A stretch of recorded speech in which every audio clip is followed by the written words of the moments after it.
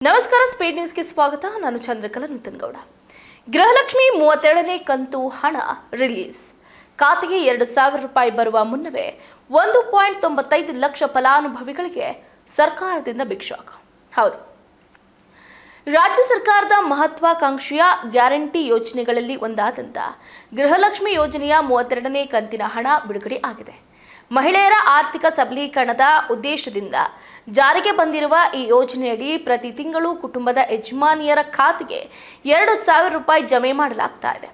ಇದೀಗ 32ನೇ ಕಂತಿಗಾಗಿ ಸರ್ಕಾರ ಬರೋಬ್ಬರಿ 2,443 ಕೋಟಿ ರೂಪಾಯಿಗಳನ್ನು ಬಿಡುಗಡೆ ಮಾಡಿದೆ. ಹಾಗಾದರೆ ಗೃಹಲಕ್ಷ್ಮಿ ಹಣ ಬರುವುದು ಯಾವಾಗ?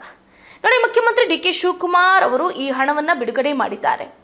ಇನ್ನು ಕೇವಲ 3-4 ದಿನಗಳಲ್ಲಿ ಫಲಾನುಭವಿ ಮಹಿಳೆಯರ ಬ್ಯಾಂಕ್ ಖಾತೆಗಳಿಗೆ ನೇರ ನಗದು ವರ್ಗಾವಣೆ ಅಂದರೆ ಡಿಬಿಟಿ ಅಂದರೆ ಡೈರೆಕ್ಟ್ ಬೆನಿಫಿಟ್ ಟ್ರಾನ್ಸ್ಫರ್ ಮೂಲಕ ಹಣ ಜಮೆ ಆಗಲಿದೆ ಅಂತ ಗ್ಯಾರಂಟಿ ಯೋಜನೆಗಳ ಅನುಷ್ಠಾನ ಪ್ರಾಧಿಕಾರದ ಉಪಾಧ್ಯಕ್ಷ ದಿನೇಶ್ ಗುಳಿಗೌಡ ಮಾಹಿತಿಯನ್ನು ಕೊಟ್ಟಿದ್ದಾರೆ. ಈ ಯೋಜನೆಯಡಿ ಇದುವರೆಗೆ ಪ್ರತಿ ಕುಟುಂಬದ ಯಜಮಾನಿಗೆ ಒಟ್ಟು 62,000 ರೂಪಾಯಿಗಳ ಆರ್ಥಿಕ ನೆರವು ತಲುಪಿರುವಂಥದ್ದು. ಇದೀಗ 32ನೇ ಕಂತಿನ 2,000 ರೂಪಾಯಿ ಜಮೆಯಾದ ಬಳಿಕ ಈ ಮೊತ್ತವು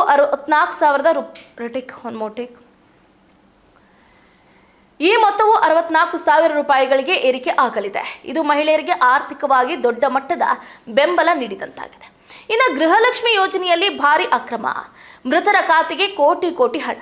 ಒಂದು ಕಡೆ 32ನೇ ಕಂತಿನ ಹಣ ಬಿಡುಗಡೆಯಾಗಿ ಮಹಿಳೆಯರಿಗೆ ಸಂತಸ ತಂದಿದ್ರೆ, ಮತ್ತೊಂದು ಕಡೆ ಯೋಜನೆಯ ಅನುಷ್ಠಾನದಲ್ಲಿ ನಡೆದಿರುವ ಭಾರಿ ಅಕ್ರಮ ಮತ್ತು ನಿರ್ಲಕ್ಷ್ಯ ಬೆಳಕಿಗೆ ಬಂದಿದೆ.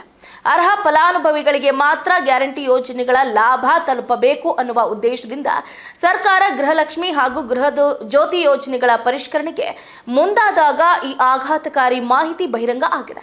ಇನ್ನು ನೋಂದಾಯಿತ ಫಲಾನುಭವಿಗಳ ಡೇಟಾಬೇಸ್ ಪರಿಶೀಲನೆ ನಡೆಸಿದಾಗ ಮೃತಪಟ್ಟಿರುವ ಬರೋಬ್ಬರಿ 1,95,224 ಮಹಿಳೆಯರ ಖಾತೆಗಳಿಗೂ ಗೃಹಲಕ್ಷ್ಮಿ ಯೋಜನೆಯ ಹಣ ಪಾವತಿ ಆಗಿರೋದು ಪತ್ತೆಯಾಗಿದೆ.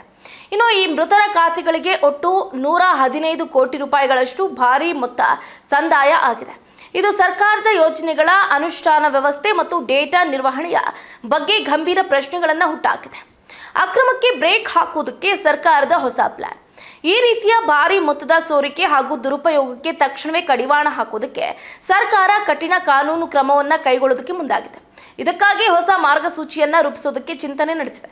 ಈ ಹೊಸ ನಿಯಮದ ಪ್ರಕಾರ ಗೃಹಲಕ್ಷ್ಮಿ ಯೋಜನೆಯ ಫಲಾನುಭವಿ ಮೃತಪಟ್ಟರೆ ಕೇವಲ 15 ದಿನಗಳ ಒಳಗಾಗಿ ಆಕೆಯ ಹೆಸರನ್ನ ಯೋಜನೆಯ ಪಟ್ಟಿಯಿಂದ ಕೈಬಿಡಬೇಕು.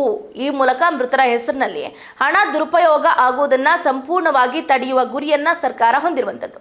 ಇನ್ನು 32ನೇ ಕಂತು ಶೀಘ್ರ ಬ್ಯಾಂಕ್ ಖಾತೆಗೆ.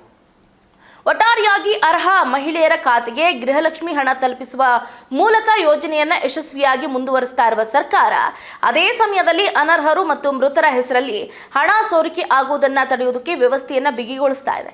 ಶೀಘ್ರದಲ್ಲೇ 32ನೇ ಕಂತಿನ 2,000 ರೂಪಾಯಿ ಹಣ ಖಾತೆಗೆ ಬರಲಿರುವುದು ಫಲಾನುಭವಿಗಳಿಗೆ ಸಿಹಿ ಸುದ್ದಿಯಾದರೆ, ಗ್ಯಾರಂಟಿ ಯೋಜನೆಗಳ ಪರಿಷ್ಕರಣೆ ಹಾಗೂ ಹೊಸ ನಿಯಮಗಳು ಸೋರಿಕೆ ತಡೆಯೋದ್ರಲ್ಲಿ ಎಷ್ಟರ ಮಟ್ಟಿಗೆ ಪರಿಣಾಮಕಾರಿ ಆಗಲಿದೆ ಅನ್ನೋದನ್ನ ಕಾದಷ್ಟೇ ನೋಡಬೇಕಾಗಿದೆ. ಇದಾಗಿತ್ತು ಇವರೆಗಿನ ಅಪ್ಡೇಟ್. ನೋಡ್ತಾ ಇರಿ ಸ್ಪೀಡ್ ನ್ಯೂಸ್, ಸುದ್ದಿ ನಿಮ್ಮದು, ವೇಗ ನಮ್ಮದು.